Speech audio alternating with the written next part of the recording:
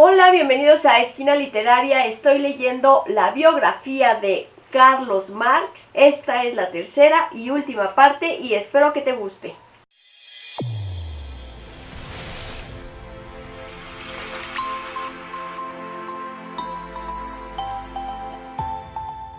Marx pasó en Londres la etapa más difícil de su vida, ya que la familia vivió con excesivos problemas económicos. Apenas tenían dinero para vivir y Jenny se vio obligada a empeñar todo cuanto tenía de valor. En realidad, el único que les ayudó a nivel económico fue Engels. Durante este primer periodo en Londres, sus escritos más importantes se refirieron a los sucesos acaecidos en Francia, entre ellos los ensayos sobre la lucha de clases en Francia y los artículos que volvió a publicar bajo el título de El 18 Brumario de Luis Bonaparte. Una nueva buena vino a aliviar la precaria situación económica de la familia Marx. El New York Daily Tribune le ofreció trabajo, corresponsal del mismo en Londres. Así, Marx inició una serie de artículos. Los artículos se referían al año 1848 en Europa y a los países del este, los cuales suscitaron un gran interés entre el público americano. Durante ese periodo de exilio londinense murieron 3 de sus hijos. Primero fue Heinrich Guido, el cuarto de los hijos del matrimonio, cuando apenas contaba 13 meses de edad. 2 años más tarde murió Francisca, la tercera de sus hijas. Jenny, su esposa, después de la muerte de su hija, cayó enferma. Posteriormente murió Edgar, cuando contaba 6 años de edad a causa de una tuberculosis intestinal. Así, de los 6 hijos solo quedaban 3 con vida. Su propia salud se resentía progresivamente a causa del tabaco, pues fumaba sin cesar y a raíz de esto empezó a padecer frecuentes ataques de una enfermedad hepática. En el mes de julio de 1858, su esposa acababa de dar a luz a un niño muerto. En noviembre de 1860, su mujer enfermó de viruela. En los momentos de mayor desmoralización, lo único que le sostenía era su vocación de científico revolucionario. En febrero de 1866 fue precisamente durante ese periodo tan desgraciado cuando Marx hizo su contribución más importante al desarrollo teórico del comunismo científico, redactando su monumental obra Das Kapital, la revolución teórica más importante experimentada por la cultura moderna y la denuncia más implacable de la esclavitud moderna. El Capital se divide en 3 partes. La primera, el desarrollo de la producción capitalista. Es la única que se publicó en vida del autor. Las 2 restantes, el proceso de la circulación del capital y el proceso de conjunto de la producción capitalista, aparecieron después de la muerte de Marx, redactadas por Engels a partir de las notas y esbozos dejados por su amigo. Se considera que el Capital constituye la continuación de la contribución a la crítica de la economía política. El primer libro fue publicado en 1867, el segundo en 1885, el tercero en 1894 y el cuarto, a menudo llamado Teoría de la Plusvalía, fue editado en 1905 y 1910. La primera traducción completa en castellano data de 1942. El enfrentamiento con Bakunin. Bakunin había ingresado en la Internacional por invitación de Marx, pero los 2 hombres eran conscientes de sus rivalidades mutuas. Bakunin rechazaba el comunismo porque concentraba todo el poder en el Estado y conducía a la fuerza a la centralización de la propiedad en sus manos. Bakunin pretendía abolir el Estado. Para Bakunin, la concepción de una federación de organizaciones leales, semi-independientes, tenía que ser aprobada y ciertamente cada vez ganaba mayores adeptos entre las secciones italiana, suiza y francesa de la Internacional.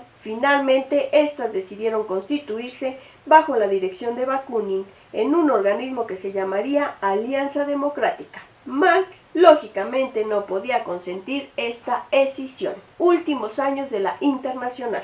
En 1872 el organismo fue convocado en Londres. La propuesta más importante presentada en el Congreso fue que formara un partido propio. El nuevo partido político no se constituyó en vida de Marx, pero de esta unión nació el Partido Laborista. En 1876, en Filadelfia, el Consejo General resolvió la disolución de la Primera Internacional. Los últimos años de Carlos Marx.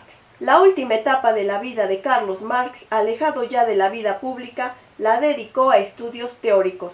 Engels había fijado una renta permanente para Marx, la cual, aunque era modesta, le permitió al filósofo proseguir sin grandes desasosiegos su obra. Por aquel entonces, Marx era sin lugar a dudas la suprema autoridad del socialismo internacional. Su mujer, víctima del cáncer, murió a principios de diciembre del año de 1881. Marx sobrevivió a su esposa 2 años. Jenny, su hija, había muerto de forma totalmente inesperada. Marx nunca se repuso del golpe de la muerte de su hija. Al año siguiente volvió a caer enfermo, desarrollándosele un absceso en el pulmón y murió el 14 de marzo de 1883, mientras estaba en su gabinete sentado en un sillón. Carlos Marx fue enterrado junto a su mujer en el cementerio de Highgate. Después de su muerte, la fama de Marx creció constantemente a medida que los afectos revolucionarios de su enseñanza se hicieron cada vez más populares. Engels, al enterrar a su amigo, el 15 de marzo de 1883, dijo: Marx fue ante todo un revolucionario. Su verdadera vocación era contribuir de un modo u otro al derrocamiento de la sociedad capitalista y de las instituciones estatales creadas por ella, contribuir a la emancipación del proletariado moderno, al que él mismo había sido el primero en dar conciencia de su situación y de sus necesidades, y conciencia de su liberación. El materialismo histórico. Carlos Marx no editó jamás un texto ni una exposición sintética de lo que conocemos como materialismo histórico. Lo inscribía en forma fragmentada en sus primeros escritos de 1843 a 1848 y lo dio como sabido y entendido en sus obras posteriores. De sus escritos podemos concluir que no lo consideró un sistema filosófico, sino como un método práctico de análisis social e histórico. La concepción central hegeliana constituye la base del pensamiento de Marx. El carácter de la época que Hegel trataba estaba determinado, según Marx, por la lucha de clases. El comportamiento y la visión de las personas y las sociedades estaban determinados por este factor. Era la verdad histórica, central de una cultura que se basa en la acumulación. Marx, Engels y Lenin, la tríada que desarrolló la filosofía del materialismo dialéctico. La teoría de Marx, base del comunismo, es una doctrina derivada de Hegel y de otros filósofos a los cuales Marx se dedicó a estudiar e incluso a criticar. Sin embargo, la teoría marxista es más original, forma un sistema coherente e intenta seguir la dirección indicada por las ciencias empíricas e incorporar al sistema sus resultados globales. En la misma proporción en que se desarrolla la burguesía, es decir, el capital, se desarrolla también el proletariado, la clase obrera moderna, que solo puede vivir si encuentra trabajo, y que solo encuentra trabajo en la medida en que éste alimente e incremente el capital. Cuando ya la explotación del obrero por el fabricante ha dado su fruto y aquel recibe su salario, se desploman sobre él los demás representantes de la burguesía, el casero, el tendero, el prestamista, etc.